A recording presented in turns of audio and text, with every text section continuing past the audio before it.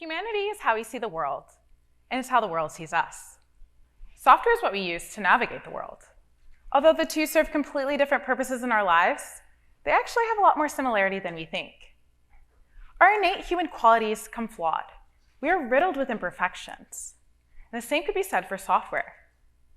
Analyzing the similarities between two various parts of our lives allows us to seek an opportunity for growth in both avenues. You see, unfortunately, our level of acceptance in human imperfection has not reached the same as it has for software. Something needs to be done about this. Our mentality needs to change to accept human imperfection, and in order to do so, we need to understand that updates are inevitable, that our imperfections are actually vital to our progress, and lastly, that the act of acceptance is the true catalyst for change. Someone much smarter than I once said, "The only constant is change." You can think of a human brain much like a computer. It's no surprise that the two things we use on a daily basis actually have a lot in common. Computers, like brains, have the ability to process and transmit data. Computers are managed by CPUs, while our brains are managed by our central nervous system. Much like executing a line of code, synapses in our body signal an action or a transfer of information.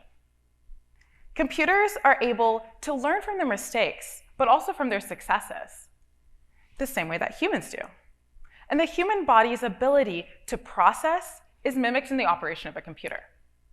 The very people who designed the modern-day computer and also developed the software that it runs on, they're imperfect, therefore creating imperfect software.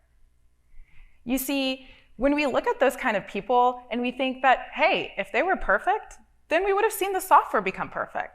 And that wasn't the case. Us as humans, we use software a lot. Most of the time it's to communicate with other people.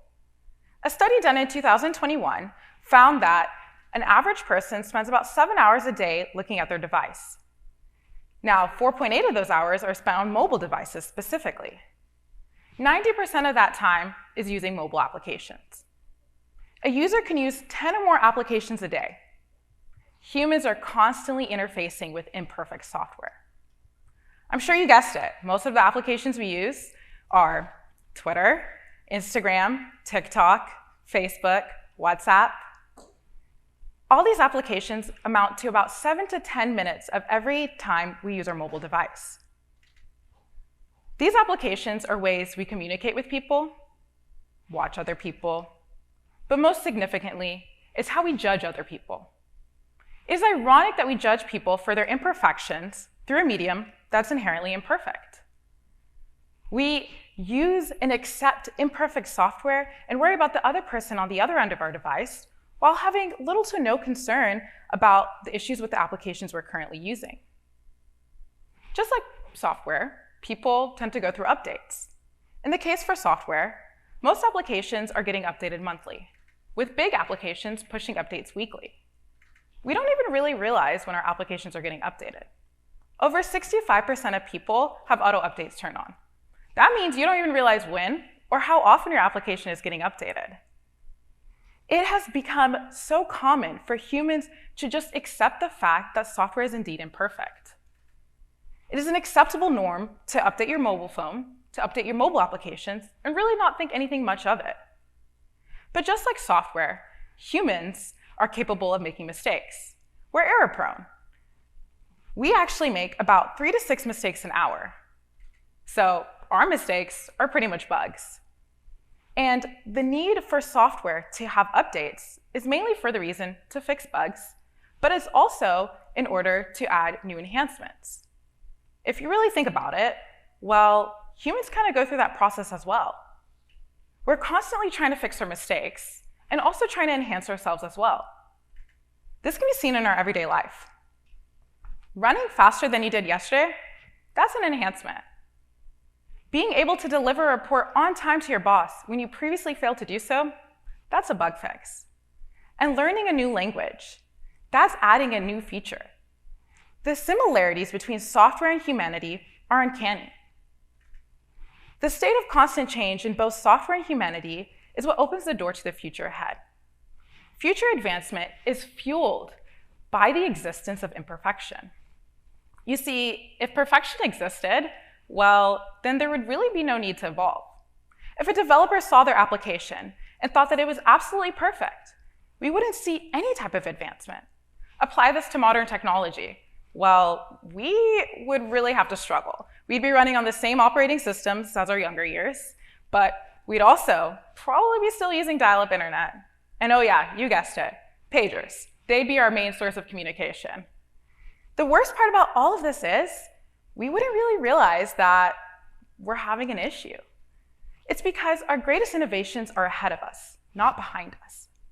Innovation exists because there's a need to solve an existing problem, an imperfection, if you might. And that's exactly why we see that imperfection is constantly being thrown around us. A lot of times, there's this big misconception that imperfection can actually have a negative effect on our lives. That can be far from the truth. What we can see is that if we lived in a state of perfection, our world would look the same way that it did over 50 years ago. And our society progresses because there is a need for change. This change could be something we feel we lack. It could be that there is a need that's unfulfilled that we're not sure what it is. Or it could simply be the hope that there's something bigger out there that we don't even realize exists.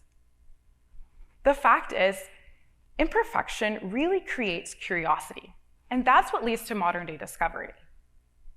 But when you take perfection into place, it takes away curiosity. It takes away the need to solve a problem.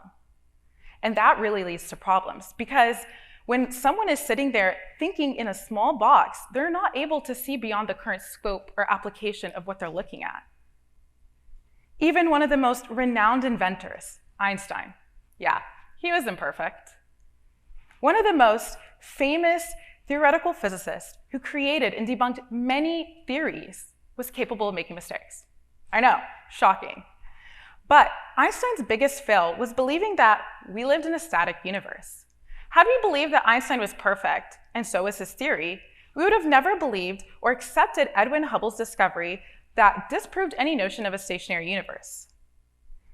Einstein's ability to accept that his theory was imperfect opened the door to modern-day discovery of our ever-expanding universe. So many doors and so many discoveries for learning about space stemmed from Einstein making this mistake. You see, just knowing and accepting that imperfection exists is not enough.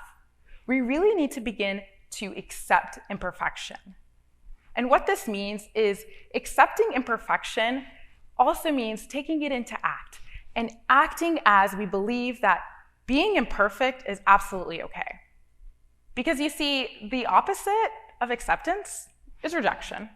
So when we're not accepting imperfect people, we're actually rejecting them. And that actually has a lot of adverse effects. Some of them are pretty physical. You can have lack of sleep, a weakened immune system, and even more mental health issues like depression. We are quite literally leading to people's downfall when we don't accept them. And that's really detrimental. You see, a lot of people really need to be encouraged and be taught that it is okay to be imperfect. Because then we get to foster this great sense of encouragement, and it allows us to be more and more innovative.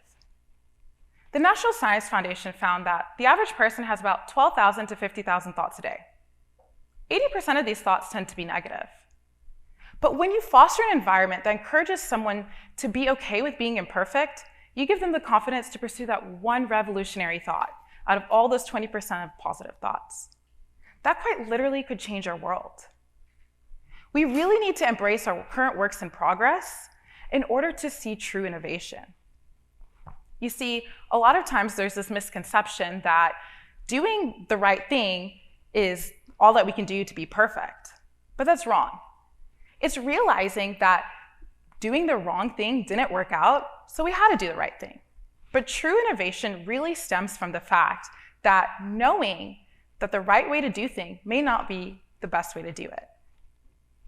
A lot of the times, when we encourage and embrace people to be imperfect, it allows them to know that the version of themselves that they are now, and in this moment, is exactly that. It's in this moment. Their future version of themselves is one filled with fixes to their bugs, their issues, And it's also filled with new capabilities and skills and resources they didn't even realize they were able to possess. Being able to encourage that is really important, because when you shame someone for being imperfect, you put them in this box. You don't allow them to grow, and they believe that who they are now is all they will ever be, leaving a lifetime of potential completely untapped. But much more than that, we really have to see that the world around us is pretty imperfect, but it's also really beautiful. The biggest way we can see this is nature. Nature gains its beauty from its imperfection. Its uniqueness, its difference, is exactly what makes it beautiful. When you look at a sunset, it's beautiful because the colors blend in a certain way that's asymmetrical. No two waves crash the same way, but they still encapsulate all their watchers. These are just small examples of many that exist in nature, each being praised and admired for their imperfection and seen as beautiful. Well, humans are a part of nature too. So why aren't our imperfections seen the same way?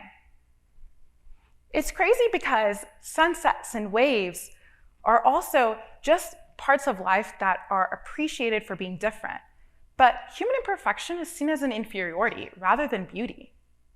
But much like sunsets and waves, human imperfection is naturally occurring. So it should be treated with the same amount of respect and appreciation as it is. You see, humanity and software both are really imperfect. But our acceptance of software has led to groundbreaking technology and modern-day discovery. And if we apply that same logic to humanity, the world is endless. Humans and software both require updates, either to fix issues or bugs, but also to add new capabilities. Our outlook not only hinders our ability, but others' ability for greatness.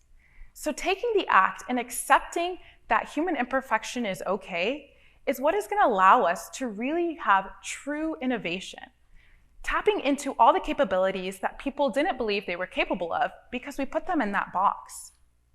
So much like software, humans are capable of changing the world. And in order to see the change that we hope to see in the world, we must first begin by accepting human imperfection. Thank you.